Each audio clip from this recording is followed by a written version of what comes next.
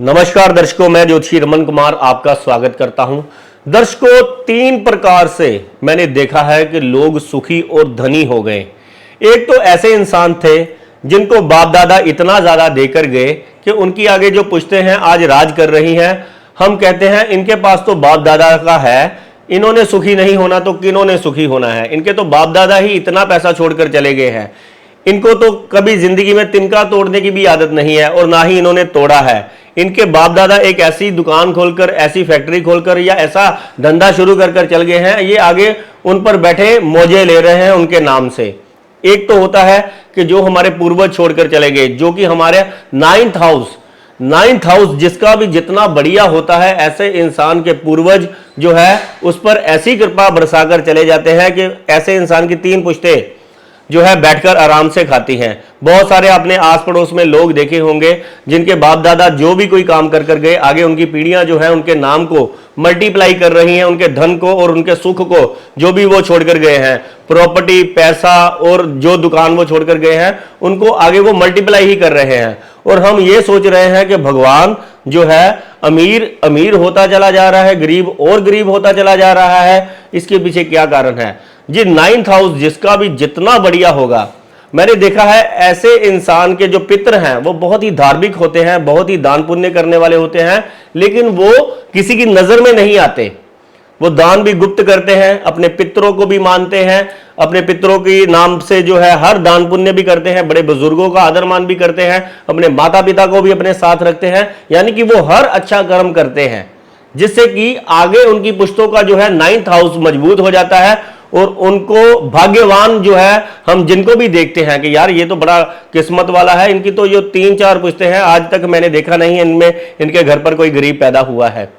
तो वो वही होते हैं जिनका नाइन्थ हाउस कुंडली का बहुत ही बढ़िया होता है। नाइन्थ हाउस कैसे बढ़िया होता है? जैसे नाइन्थ हाउस में बहुत ही शुभ ग्रह, गुरु ग्रह अगर बैठा है, या यहां का मालिक नाइन्थ हाउस, जैसे आपका मेष लगन की कुंडली है या वृष लगन की कुंडली है, आपके नाइन्थ हाउस का लॉर्ड जो है वो बहुत ही बढ़िया प्लेसमेंट लेकर बैठा हुआ है। एक तो है हमें जो है पितरों का जो है भाग्य मिल गया, जिसकी वजह से हम इस जीवन में मौज ले रहे हैं। एक योग ऐसा होता है जो गुरु ग्रह की वजह से जो है कुंडली में बनता है, वो इंसान भी सारे सुख प्राप्त कर लेता है। जिसका गुरु दूसरे घर में, 5वें घर में या 9वें घर में है, मैंने देखा है ऐसा इंसान बहुत ही इंटेलिजेंट है, समझदार है, धार्मिक है, बहुत ही मेहनती है। ऐसा इंसान चाहे कम पढ़ा लिखा है, लेकिन फिर भी ऐसे इंसान पर प्रभु की ऐसी कृपा हुई कि वो गरीब घर में भी पैदा हुआ, लेकिन फिर भी वो धीरे धीरे धीरे धीरे अपनी समझ से इतना सुखी और धनी हो गया कि उसने अपना पूरा कुल खानदान ही तार दिया, उसकी भी 3 पुश्तें आगे सुखी हो गई। एक इंसान ऐसा होता है जिसको शनि देव बनाते हैं, जो कड़ी मेहनत से, हठ योग से, इंटेलिजेंसी से अपनी और चालाकी से जो है जिंदगी में, चाहे बहुत ही अति गरीब घर में पैदा हो गया है, जिसके पास बिल्कुल ही जीरो है, वो बिल्कुल ग्राउंड से भी नीचे है, और उसके मन में है कि ये इंसान के भी पास 2 ही हाथ है, एक ही बुद्धि है, अगर ये कर सकता है ये काम तो मैं क्यों नहीं कर सकता हूं।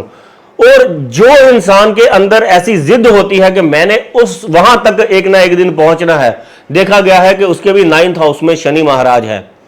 तो नाइन्थ हाउस में शनि महाराज होने की वजह से, या कुंडली में उच्च के शनि महाराज या अच्छी प्लेसमेंट होने की वजह से, ऐसा इंसान भी अगर गरीब घर में है तो वो भी जिंदगी में अपनी जिद से, इंटेलिजेंसी से और रिसर्च से ये पता करता रहता है कि ये जो सुखी इंसान है क्यों सुखी है। अगर ये दान पुण्य कर रहा है, उपाय कर रहा है, मेहनत कर रहा है, रिस्क ले रहा है, वो सब देखता रहता है, वो भी वैसी ही नकल करना शुरू कर देता है अपने लेवल पर। परमात्मा शनि महाराज जो है उसके कर्मों का उसको जो है फल देते चले जाते हैं और वो भी जिंदगी में जो है ऊंचाइयों पर जो है जाना शुरू हो जाता है।